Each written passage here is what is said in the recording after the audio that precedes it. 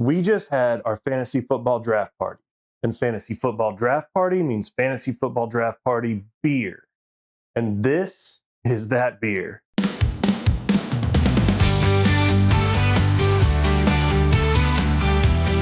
Welcome back to the Ultimate Homebrewer's Guide. And if you didn't know, and given the audience for this kind of content, I think most of you probably do, it's football season. Or rather, it's about to be. I don't know when this video is going to come out. It depends on editing and stuff. But at the time of this recording, the NFL preseason is going on and the regular season is on its way. And of course, NFL football means fantasy football. And fantasy football means fantasy football draft party. Now, fantasy football is a huge thing in our friend group. We've been doing the same league with the same core group of people for like 15 years now. And I think some of the original guys actually started way back in middle school. And when I say it's a big thing, I mean it's a big thing for us. It seems like anytime we get together, we're talking about fantasy football. I mean, in season, obviously, we're talking about matchups and lineups and, trades and, players. We're shit-talking each other, but even out of season, we're talking about last season. We're talking about what happened and who won, and we're talking about next season and strategizing and planning for it. And as much fun as it is managing lineups and watching the games and watching the players, and it's a lot of fun, we pretty much unanimously agree that the draft is by far the best part of fantasy football. And we do it up for the draft. We do it offline. We don't use the app. We all get into the same room. We have a draft board that we pin up on the wall and put all of our players up as we pick them. And we do it auction style. And we actually have a guy in our group who is a local sports radio commentator. And he does an amazing job as the auctioneer.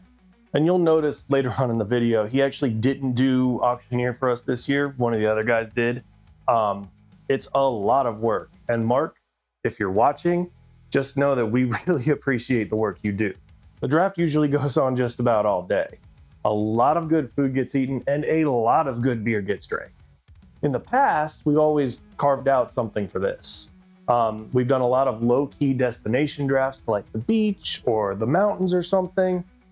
And we've always wanted to go to like Vegas and do it up, but once people started getting married and having kids, it got harder.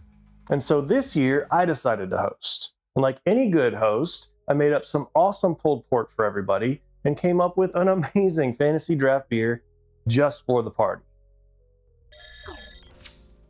For this beer, I didn't really try to go after any certain style or anything.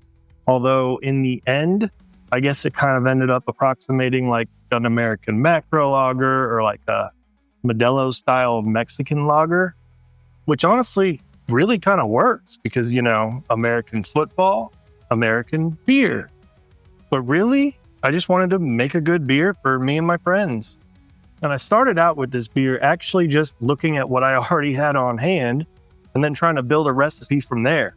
And when I saw that I had Pilsner malt and German hops, and I always have Lutra on hand, I thought, throw in some grits and you've got a football-themed beer.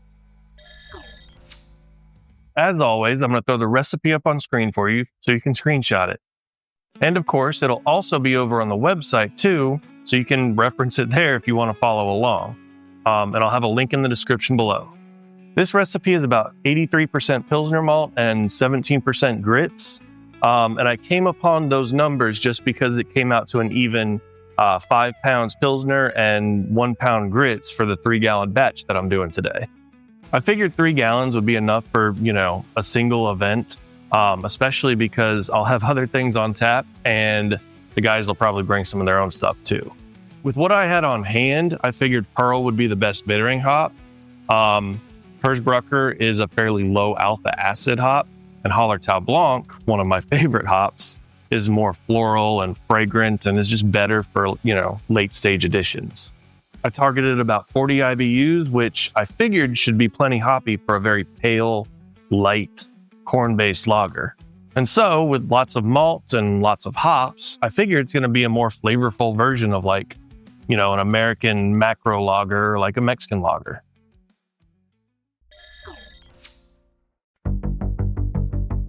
For this beer, I used a very simple brew-in-a-bag system right here on the kitchen stove, just like I always do. Video on this setup coming soon.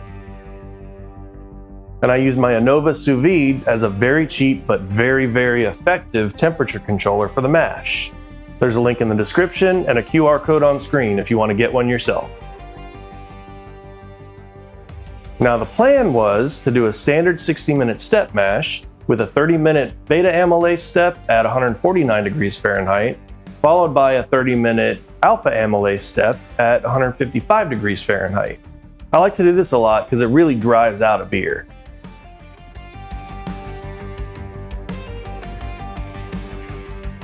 But with a newborn, plans and schedules often go out the window.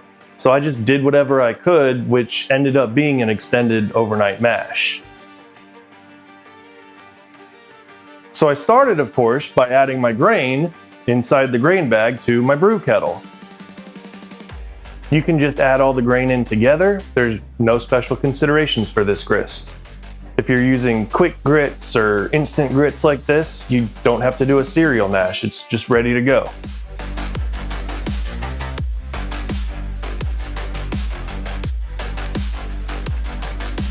I was able to quickly get it all set up and get the sous vide going at 149 degrees Fahrenheit for that first step, and then we went and did Emmy's bedtime routine.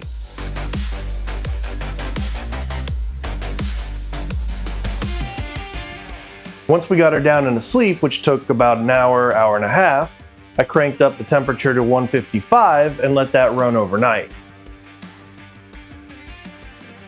Now, if you're doing this at home, a 60-minute mash is just fine.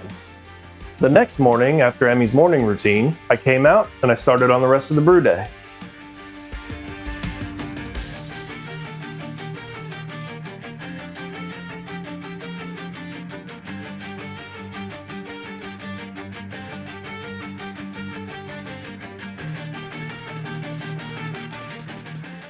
I cut the heat and I pulled out the grain bag and then just squeezed out as much wort as I could with my hands.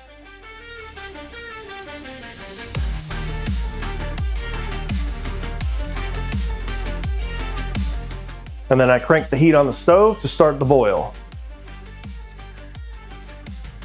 The recipe or plan or whatever you want to call it called for pretty standard hop additions at 60 minutes and 20 minutes.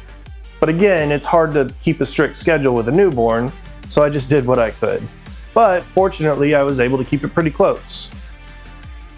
Once the kettle was at a rolling boil, I added my 60-minute bittering hop addition of Pearl.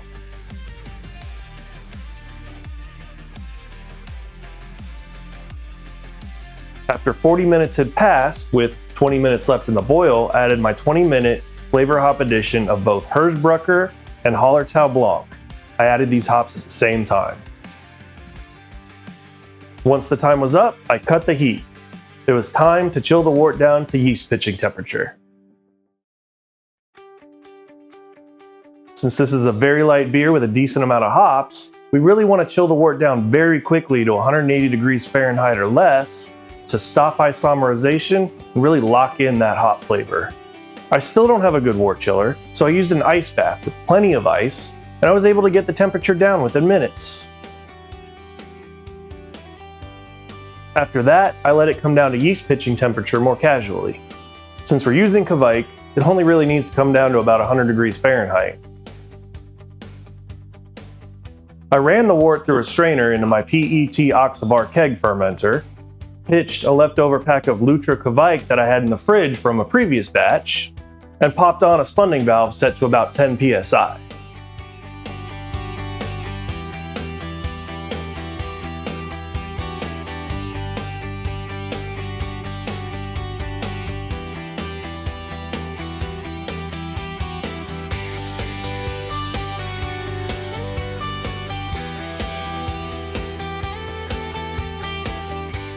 Now, it just goes in the closet for a couple of weeks to ferment.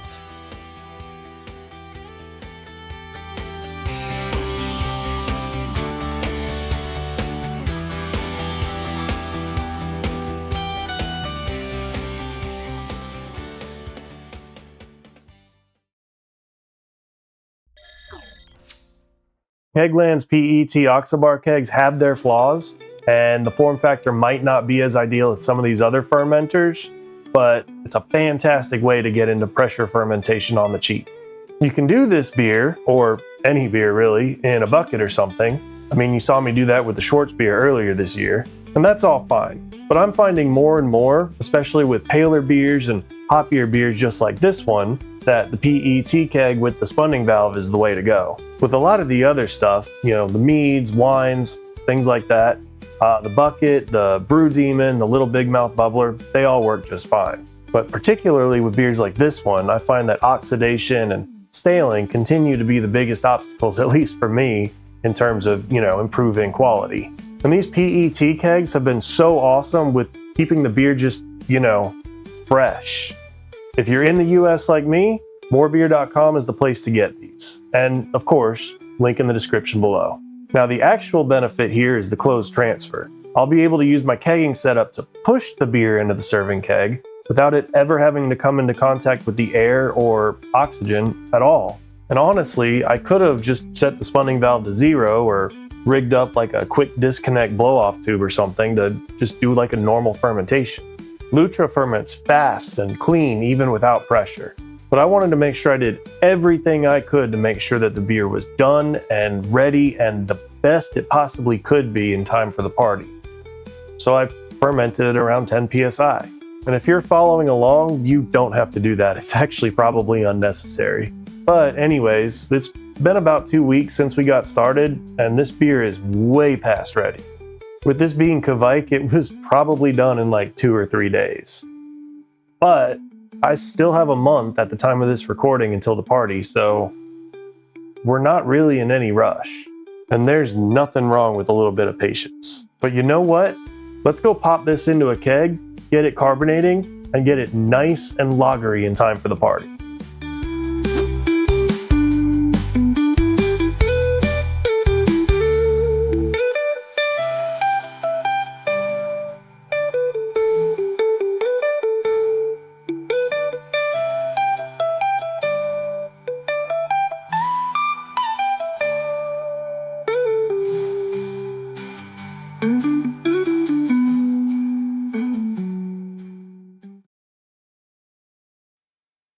All right, beer's in the keg now. Fermentation for this beer went pretty smoothly. We started out with a gravity around 1044 and ended up super dry at around 1006, which puts us at about a 5% beer. As I said, Lutra ferments fast and clean. This was probably done way earlier, and unlike real lager yeast, Lutra doesn't need to clean up after itself or lager for an extended period of time, so we technically could have probably kegged this way early. But patience goes a long way in this hobby, and we have plenty of time before the draft, so the extra time helps ensure it's done. Besides, it can't hurt. All right, we've got some time before the party. Let's let this beer carbonate, and I'll see you when it's done.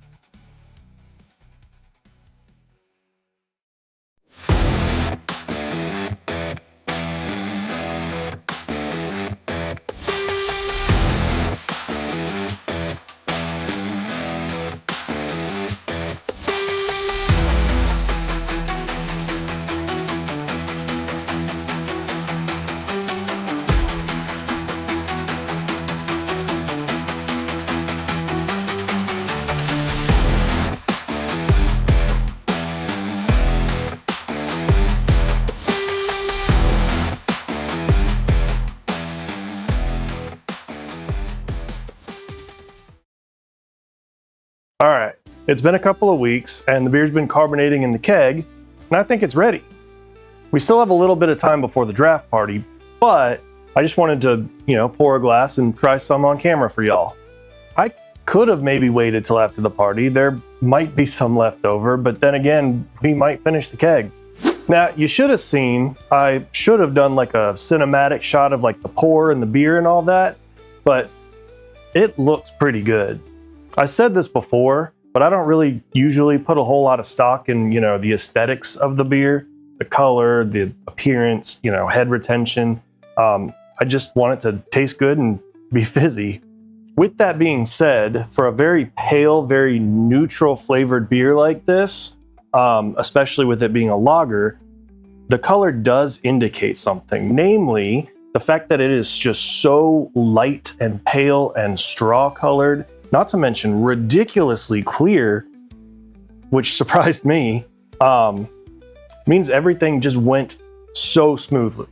After all, there really shouldn't be very much color of any kind with just Pilsner malt and corn.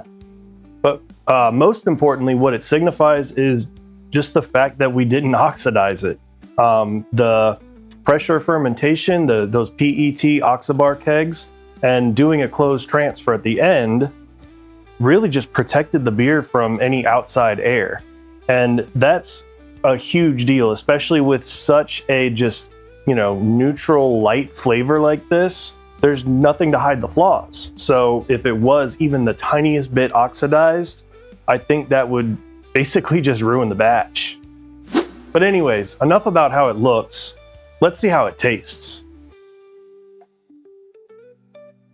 Okay, this beer is good.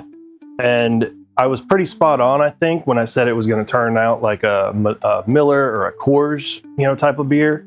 Or more accurately, it's probably more Mexican lagery, like a Modelo or something. And that's probably because of the German hops, instead of hop extract, which is, I think, what, Miller and Coors use.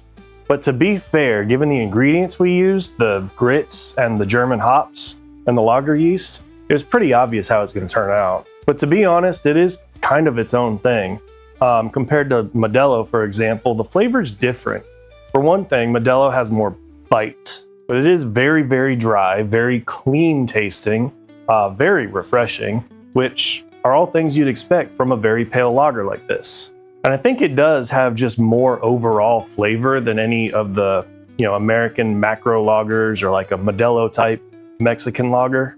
Grain-wise, it's got that corn flavor, which I actually kind of really like. And it's got very, very light, but very, very malt flavor, very light malt flavor.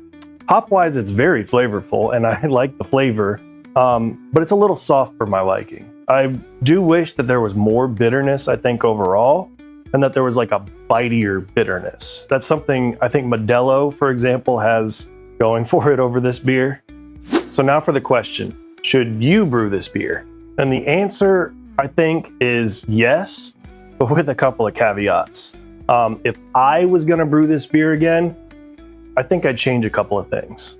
I like the grain bill. It's dry, it's refreshing, it's flavorful. I like the corn flavor.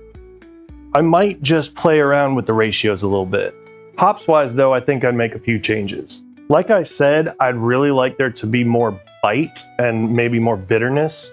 And there's a few ways I think that we could achieve that.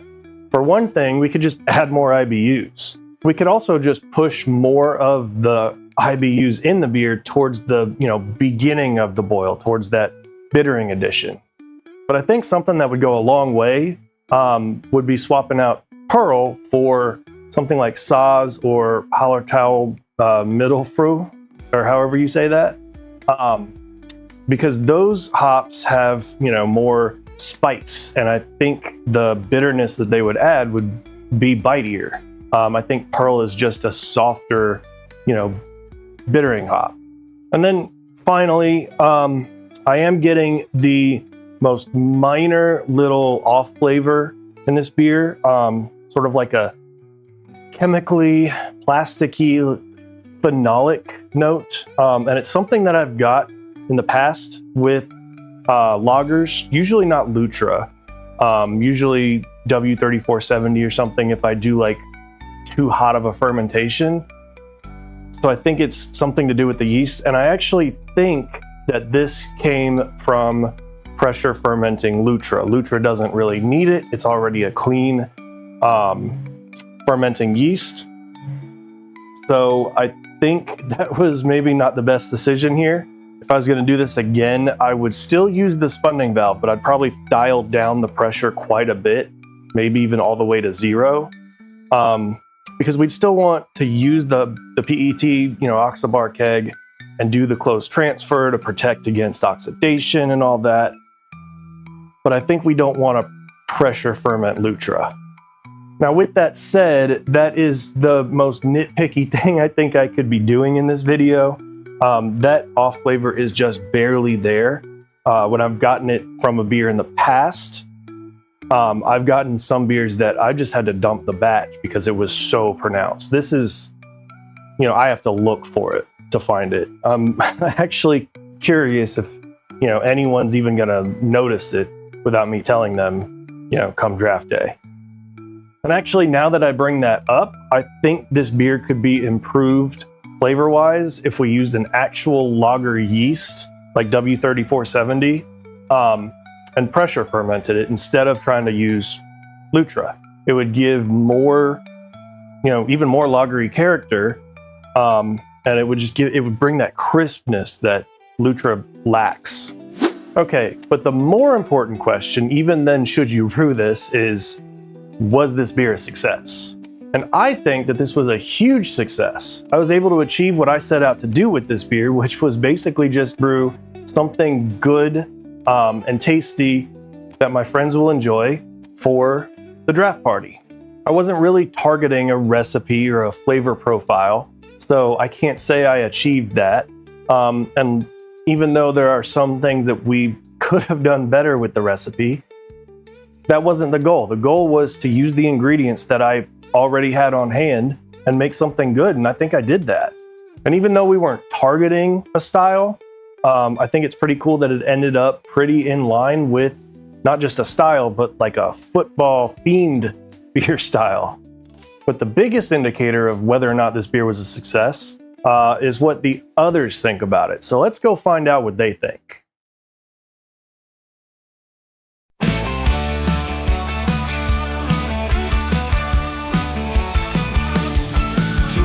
Chase, Beyond Robinson, Saquon Barkley, Jameer Gibbs, Derrick Henry, Devon Achane, Justin Jefferson. All right, Mr. Sports Commentator, what do you think?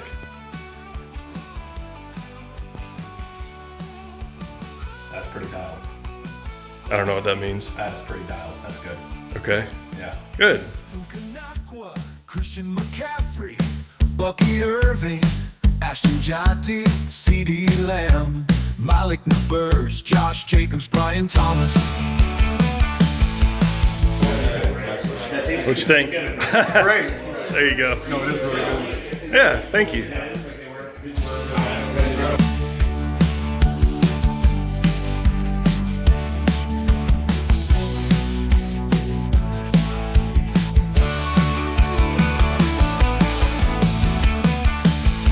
Nickel Collins, Brock Bowers, Drake London, Kieran Williams, Amon St. Brown, Chase Brown, Trey McBride, Jaden Daniels, Lamar Jackson, Jonathan Taylor, Josh Allen, James Cook, Lad McConkey. All right, what you think? That's the closest rendering I can get. It will very similar. Yeah, it tastes good. Yeah. Goes down nice and smooth. Yeah.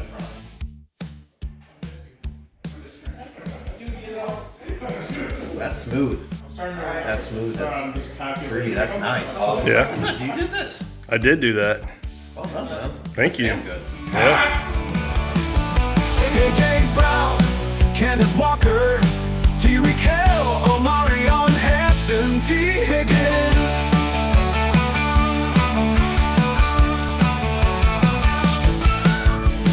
What do you think?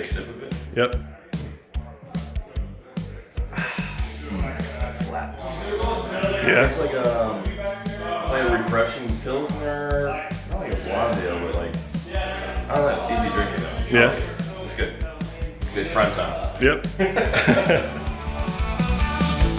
Jalen Hurts, George Kittle, James Conner, Alvin Kamara, Chuba Hubbard, Terry McLaurin, Mike Evans, Devontae Adams, DJ Moore, Jackson Smith, and Jalen Breeze Hall, Marvin Harrison, DK Metcalf, Joe Burrow, Colton Sutton, Aaron Jones, David Worthy,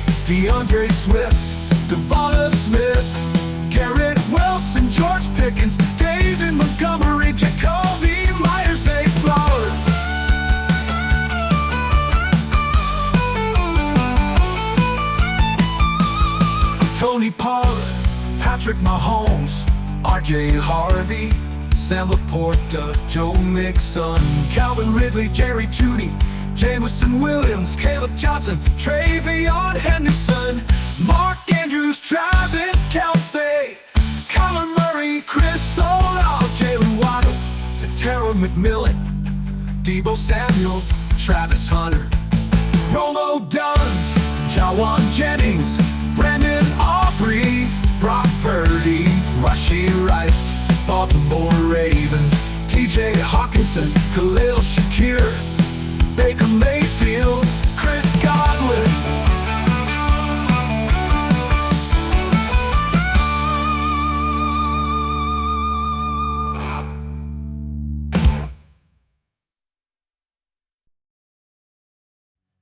All right, it's been a few days since the draft. We had it over the weekend, and the party was awesome. I mean, it always is. And everyone seemed to like the beer. It was a smash hit. I mean, they are my friends, so maybe they were just trying to be nice, but they really did seem like they just couldn't get enough of it. We finished the whole keg, start to finish, all at the party, and a second keg of my IPA, which is crazy because I don't know the last time we've done that. I don't make bigger batches anymore, in part because we just don't drink that much anymore. But I'm gonna have to remember this for the next time maybe. But it was a good beer, so I'm honestly not surprised. Maybe not the best beer I've ever made, but still good. And the rest of the party was good too. Good food, good beer, good people. We had some top quality whiskeys, and of course the draft. And I feel pretty good about my team. Maybe a little top heavy, but I got sweet deals on Derrick Henry, Nico Collins, Jonathan Taylor. But you saw my lineup. What do you think? Did I do good? Let me know in the comments. But I think that's about it for this video. What do y'all think about the recipe? If you brew it yourself, I would love to hear in the comments how it turns out. I don't think I'm gonna make this exact beer again, but I'm glad I did what I did. It was a learning experience playing with this recipe and this combination of ingredients, and the wheels are already turning in my head on how I can, apply this to some future recipes. But I'm gonna leave that as a bit of a cliffhanger. If you wanna know what I'm talking about, you're gonna have to subscribe and keep an eye out for future videos. And you know what? If you like this video, subscribe anyways. But other than that, I'll see you in the next one.